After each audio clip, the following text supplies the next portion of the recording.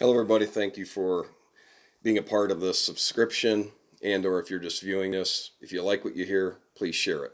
This is part two of something that I started earlier today, so I'm going to try to get through this. This is from George Gilder giving 25 reasons the COVID-19 threat is overblown, and it's the information, the majority of it, he credits to a Swiss research firm.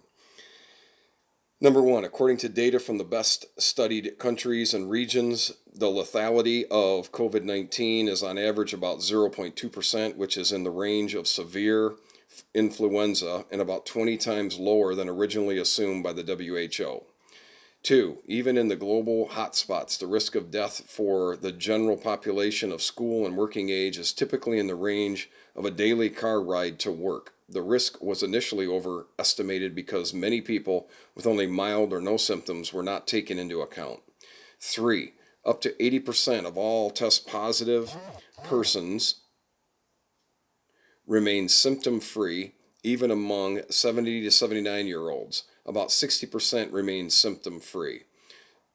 Over 95% of all persons show mild symptoms at most. Number four, up to 1/3 of all persons already have a certain background immunity to COVID-19 due to contact with previous coronaviruses, i.e., the common cold viruses. Number five, the median or average age of a deceased in most countries, including Italy, is over 80 years old, and about 1% of the deceased had no serious preconditions.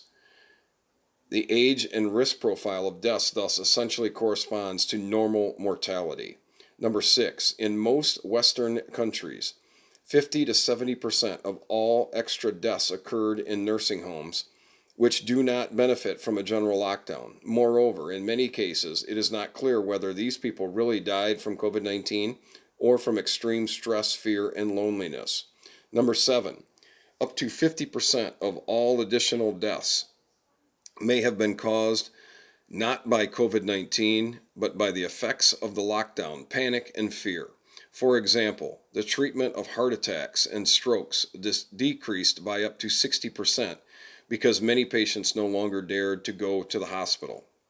Number eight, even in so-called COVID-19 deaths, it is often not clear whether they died from or with coronavirus, i.e., from underlying diseases, or if they were counted as presumed cases and not tested at all. However, official figures usually do not reflect this distinction.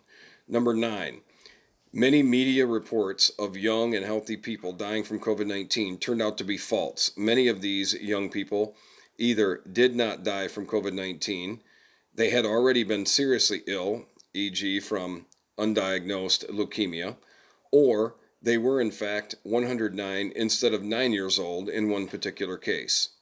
Number 10, the normal overall mortality per day is about 8,000 people in the US and about 2,600 in Germany and about 1,800 in Italy. Influenza mortality per season is up to 80,000 in the US and up to 25,000 in Germany and Italy.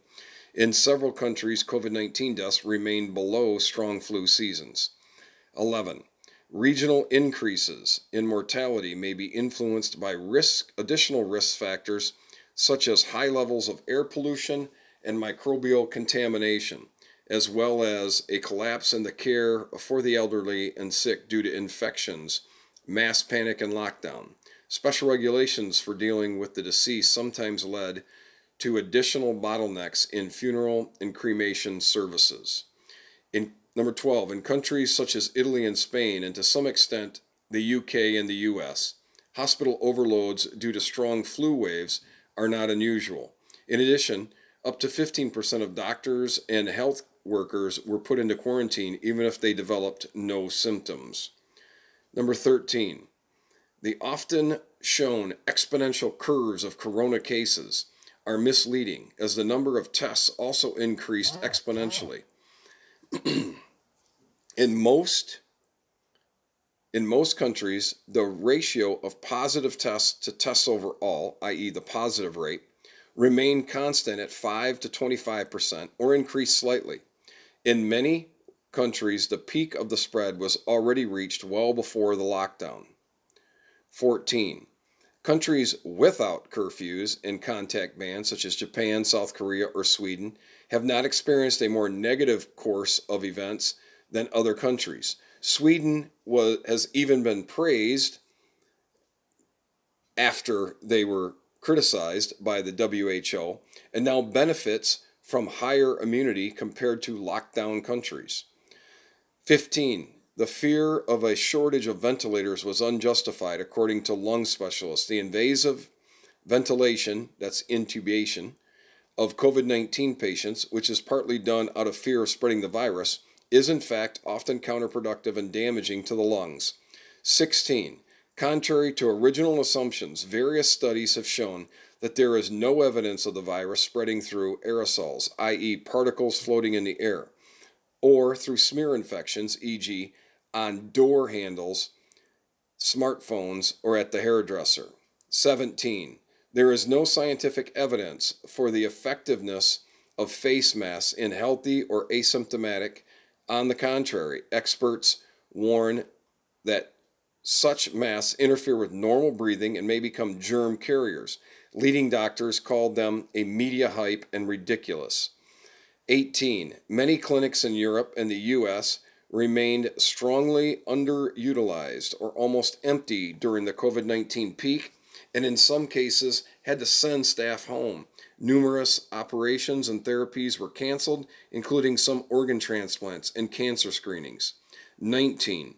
Several media were caught trying to dramatize the situation in hospitals, sometimes even with manipulative images and videos. In general, the unprofessional reporting of many media maximized fear and panic in the population. 20. The virus test kits used internationally are prone to errors and can produce false positive and false negative results. Moreover, the official virus test was not clinically validated due to time pressure and may sometimes react to other coronaviruses. 21. Numerous internationally renowned experts in the fields of virology and immunology and epidemiology consider the measures taken to be counterproductive and recommend rapid, natural immunization of the general population and protection of risk groups. The risks for children are virtually zero, and closing schools was never medically warranted. 22. Several medical experts describe vaccines against coronaviruses as unnecessary or even dangerous. Indeed, the vaccine against the so-called swine flu of 2009, for example, led to sometimes severe neurological damage and lawsuits in the millions. 23. The number of people suffering from unemployment, psychological problems, and domestic violence as a result of the measures has skyrocketed worldwide. Several experts believe that the measures may claim more lives than the virus itself.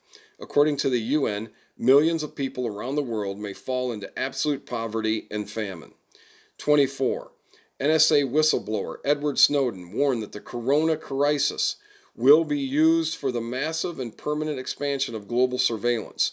The renowned virologist Pablo Goldschmidt spoke of a global media terror and totalitarian measures, and leading British virologist Professor John Oxford spoke of a media epidemic. 25. More than 500 scientists have warned against the unprecedented surveillance of society through problematic apps for contact tracing. In some countries, such contact tracing is already carried out directly by the Secret Service. In several parts of the world, the population is already being monitored by drones and facing serious police overreach. Best regards, George Gilder. So, are we willing to admit we were wrong? I've asked that question often in this vlog. I'm continuing to ask it of myself and others. I have a ever-increasing distrust of our institutions because over and over and over again they continue to prove that they are unethical, that they are corrupt, that they have a hidden agenda. I need to be very careful about speaking in absolutes. However, I feel like I see things much more clearly today than I did even a year ago. I feel like we are being lied to on a regular basis. We have 4 of the 5 copies of the books that we had ordered to be able to pass out to friends and family and people that I work with. The book is The 100-Year Lie by Randall Fitzgerald. I would encourage you to get yourself a copy and read it.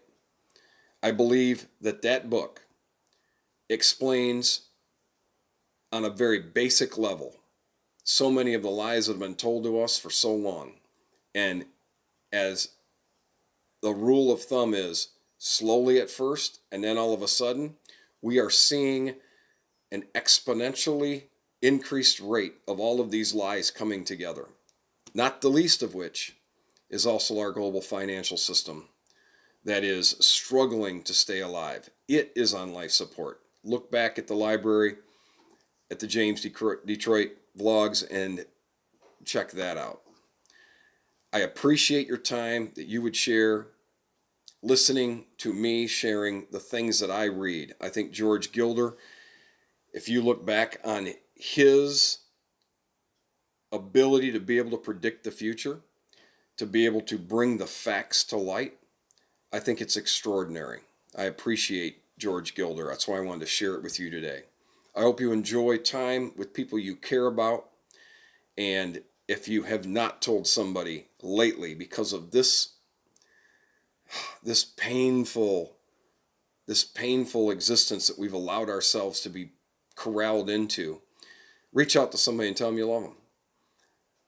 Until the next time, we're seeking the truth. We're trying to connect the dots. I'm James Detroit, and I'm out.